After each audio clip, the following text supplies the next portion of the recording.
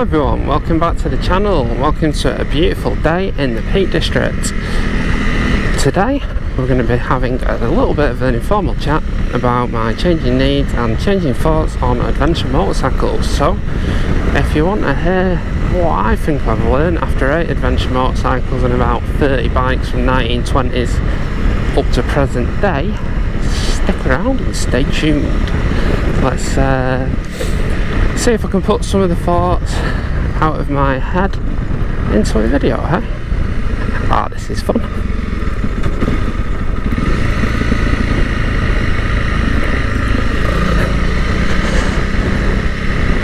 So we're here in the beautiful Peak District. When it's past, unfortunately, we've got a lovely caravan in front of us. But still, it's good. I'll take the views in a little bit. So I'm on a CRF300 Rallye at the moment. I bought this over the L because I wasn't sure if I was going to like green laning, which actually comes down to my changing thoughts on adventure bike riding.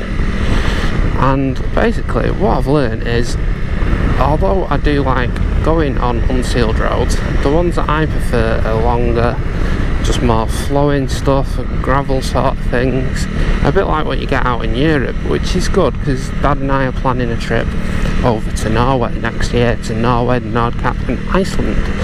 So bike choice wise, we've rattled through a few adventure bikes. Well, I have over the past 8 years. Dad's mainly rode super bikes and RD350 LCs. My main weapon of choice is a Norton 650 SS from 1967. I've used that as a daily for the past 4 years and 4 winters as I don't have a car. A couple of adventure bikes along the way. I had an R1200 GS TE Adventure, which was great. Unfortunately, a dealer damaged the engine on it, and it had a couple of engines, and then I let it go to another Beamer dealer who put it right. After that, I moved on to a F800 GS, which was good. Before that, sorry, I had a V-Strom 1000, but I didn't quite get on with the 1001, to be honest, at the time. A bit too similar to a Fireblade I've got in performance. It's nice though, very nice if you want a big bore adventure bike. And what else did we have after that? We had the F800 GS, which was nice, but unfortunately the wind management was a bit of an issue for me, and it did a few head bearings as well, which is a bit of a thing with the F800, and it was getting a bit long in the tooth by then. It is about 30 degrees at the moment, so it is very hot for the UK. Glad I didn't put my climb fleece on under my Badlands. Got all the vents open. So yeah, then after the F800, which unfortunately I let go due to redundancy, which sucked, but such is life, we looked at a V-Strom 650 XT, which I got. I absolutely loved, I adored it. I didn't want to part with it, as you'll see on the other videos. I did mention getting something lighter and trying to hold on to the V-Strom, because it just did everything I wanted out of an adventure travel bike, which is how I'd classify my riding, which we'll talk about shortly. But after the V-Strom 650 XT, Dad mentioned maybe why don't we just try some lighter adventure bikes, because it'd be more manageable. You know, we're watching all the light is right stuff on YouTube and that, and to an extent I agree and to an extent I disagree now, and I'll be talking about that later. So that leads us onto where everything starts to go slightly wrong.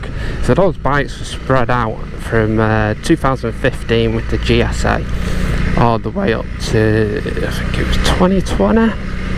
Yeah, 2020, there or thereabouts. And then I got a 390 Adventure, and Dad got one, and it was a disaster. They both went back. There's videos on all the issues. Basically we got full refunds on them after a bit of a battle. 147,269 miles. After that I had a 1200 GS, which I loved. Again, I didn't really want to get rid of, but there's some mitigating circumstances around that, so I ended up having to sell it at the time, which sucked, but it is what it is. And then I got a Himalayan, which everyone raves about, and I loved riding it, but the quality control and reliability was not my cup of tea. So yeah, after the Himalayan went, we got rid of that, full refund. So now we're going to get onto the meat of the video. Why am I changing potentially from the 300 Rallye? Why did I get the 300 Rallye? So I bought the 300 Rallye mainly for the reliability, as I wanted a reliable bike. That was the main thing. I wanted to get back on the Honda. I mean, if you look at the actual list of bikes then, the ones we didn't have trouble with were the 2 V-Stroms and one of the 1200 GSs, but I didn't have that long enough really. And the previous one was pretty good, but the clocks failed first day, and then obviously the dealer managed to ruin it.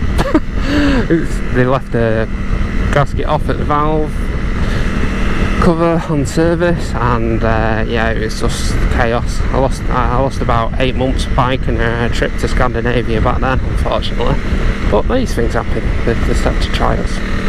So yeah, back onto the 300 Rallye. I am getting distracted, as we do when we're making these videos, because they're very much off the cuff. So I thought it'd give me a good chance to have a go at green laning with the 300 Rallye.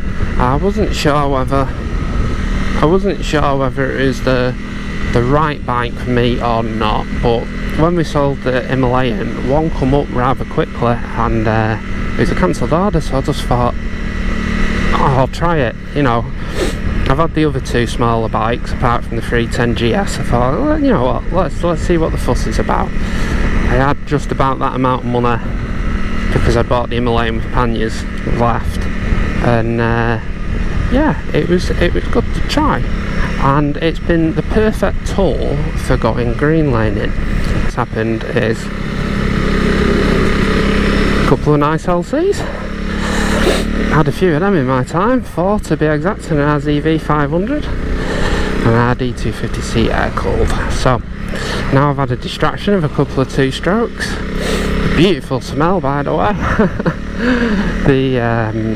We can get back to what I was talking about, which is what is the reason I am changing potentially from the 300 Rallye to a different bike. And it's pretty simple really. We're moving to Scotland, and by moving to Scotland it puts me 7 hours from any green lane. And also, while I've had the 300 Rallye, I've basically discovered, although I enjoy going on unsealed roads, the type I like are not the technical ones. I don't mind it, don't get me wrong, but I don't know, I prefer just clicking out the massive distances. And I think this video is a bit inspired by Johannes and his video the other day, where he was from a very, very different perspective, where he prefers the idea of having a van and taking his enduro bike into different countries, which I think is really cool. And I think it's cool that he decided to make that video, because obviously it puts him up to different opinions, and opens yourself up a bit on the internet, to be honest. Because obviously one thing with the internet is we all have different opinions, and it's like throwing a million odd people in a room. They've all got different takes on stuff. So yeah, it's one of them really, and it's inspired by that. And I just want to say the sort of adventure riding I like is adventure travel. That's how I'd classify it. I think that's a perfect term. So I'm looking for good travel bikes. And what do I mean by a travel bike? Well, you can travel on any motorcycle. You can travel on C90, you can travel on this, but there's a few caveats with the lighter bikes. Obviously, if you're doing loads of trail and enduro riding, you want as light as possible, something you can pick up on your own or push down the lane if you had to. Obviously, the weight of the bike falling on you is a lot lighter if you're over fall. I've not had a fall, so that's good, because the bike's so manageable on little green lanes and stuff. But what I'm looking at doing now is, with not moving to Devon and with moving to Scotland, obviously I'm 7 hours away from any green lanes, so I want something that's more of a bigger travel bike again. I've had the R1200 GS and GSA. Yeah, so having had the GS and the GSA, I thought maybe I'll just get a GSA with a lowered seat height, because I preferred the low seat. And then we were up Scotland and we've been watching Runa on her channel, Off She Goes, and I sort of took a bit of a liking to the Norden really, and I thought, oh, I like the look of that. It's kicking off the round headlight, you know, the retro styling, but I do know the part KTM, and as everyone who'll know that followed us, the 2390s were rejected, so I'm a bit reticent to get another KTM engine bike, so I decided to rule them out after asking some questions on the forums and things like that, and I've decided I'm probably going to end up sticking with the Japanese bikes, to be honest. As I say, you got on this, you know it's going to start every single time without fail. The same with the V-Strom 650 and Fairway had, whereas the BMs I have had problems in the past, which is all part and parcel of those brands, which is a shame really. Rather than putting the toys on, I prefer them and KTM to get the bikes reliable, because they do make interesting bikes. So that left us with a couple of choices. You've got the T7, which is obviously more trail than road orientated, I'd say, compared to bikes like the GS and GSA. I've had an F800, so I didn't want the 850 GSA.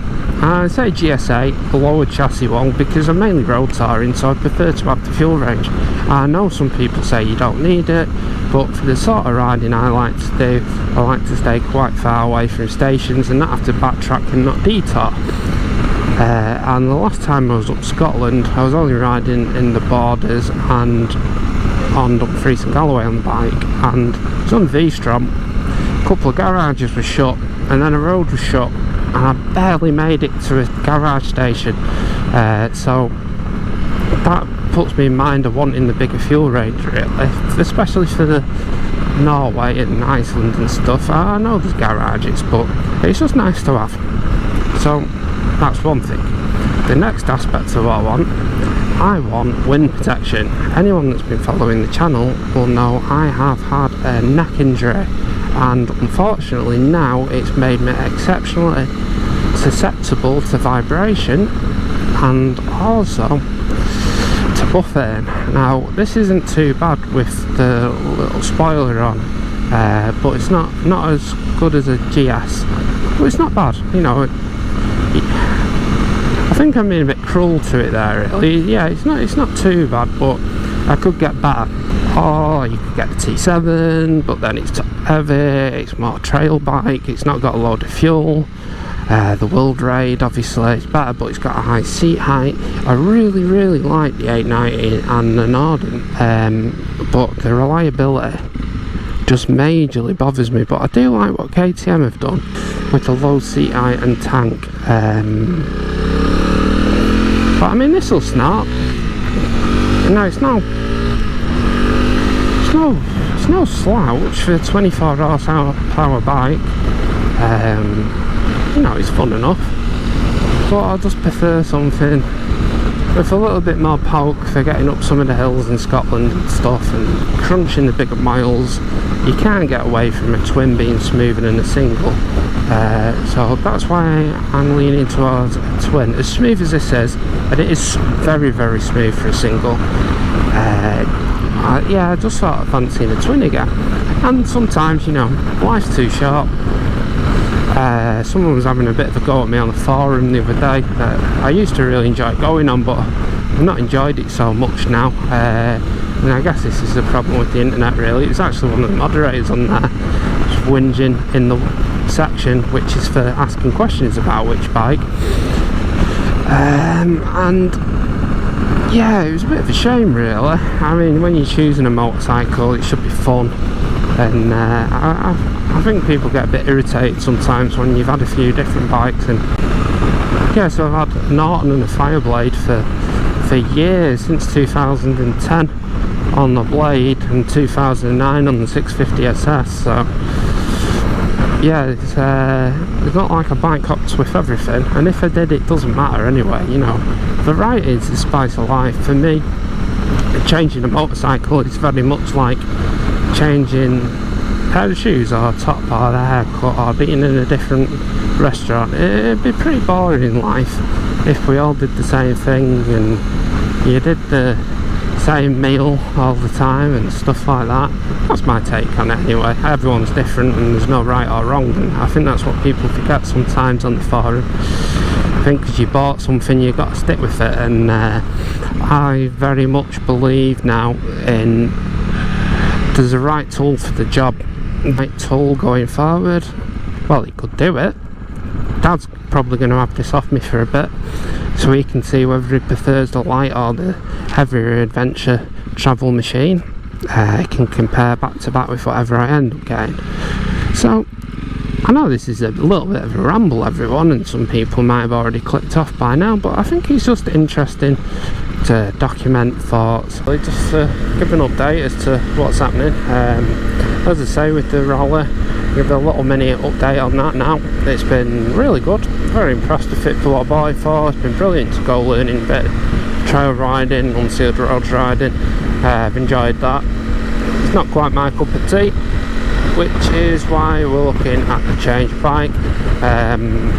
Mainly I'm probably saying I'm going to go from a 50-50 split to a 90-10 split, but I still want to do the odd gravel road. With regards to the Rallye, any niggles, nothing to report, typical Honda. The rear suspension is atrocious. I put a Rally Ride level 1 rear shock on, which is transformed it on the road, and as well for the green laning. Yeah, I'd say that's it really. It'll do the road speeds you want to do legally, which is good. Don't need any more performance really. You can travel on a C90. The only thing I'm after is better wind protection and some more smoothness, just because of my neck, unfortunately. But what is good is I like the clutches, it's phenomenally light. The tank range is good, 93 miles per gallon when you're just travelling like this about and riding all day since about 6 this morning. What else? The swing arm doesn't have notches on it for adjusting your chain, which is a bit daft on a travel bike. It's just handy. I just measure the gap, but it still would be nice if you're just doing a quick adjust when you're out. There's something to be aware of. Yeah, so this is on the motorway and doing 60. Well, on a dual carriageway, same equivalent speed. It'll do 70, 6,500, so you may be trail riding. Yeah, it's good. For me, it's an issue now with my neck and the amount of wind buffeting I'm getting. I've tried to fix it with a little deflector, but it's not really helped much. It's just a height thing really. If I dip down it's not too bad, but obviously I'm going to be doing a lot more of this sort of riding, travelling about, so yeah, that's one of the reasons really why I'm looking for a twin for 60 mile an hour and motorway riding.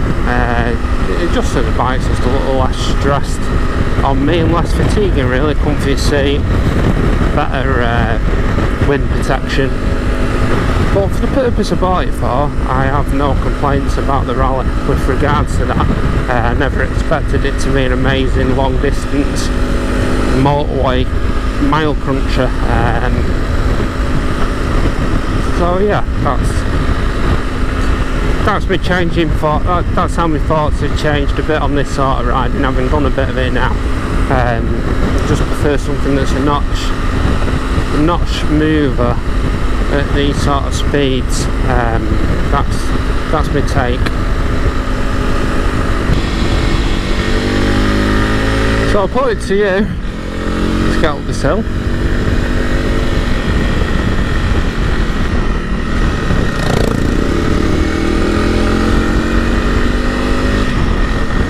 So I'll put it to you, the viewers. What would you get, say, if you've had a T7? Did you prefer, and what did you think, and what did you end up sticking with? That's one thing I'm curious about, having had both the GS and GSA 12s liquid cooled as a reference point and an F800 GS. So thanks for watching everyone. I hope you've enjoyed this little video and a little thoughts on how things are changing for me and what I enjoy. Obviously adventure travel is my happy place. I love it. I love just crunching the big miles. Everyone's different and that's okay. So yeah, a 90, 10 or 70, 30, that's the sort of split bike I'm looking for. I'm not going to have loads of time when I'm up Scotland to go doing 7-hour rides down into the lakes. It'll be bigger trips really abroad where I'll need the capability for the odd gravel road, Norway, stuff like that, and Sweden, Scandinavia. So yeah, thanks everyone for watching. I hope you've enjoyed the video, and remember, enjoy your riding and ride what you like when you like, not what people tell you should like, and then you will just really enjoy yourself. Cheers everyone, thanks for watching.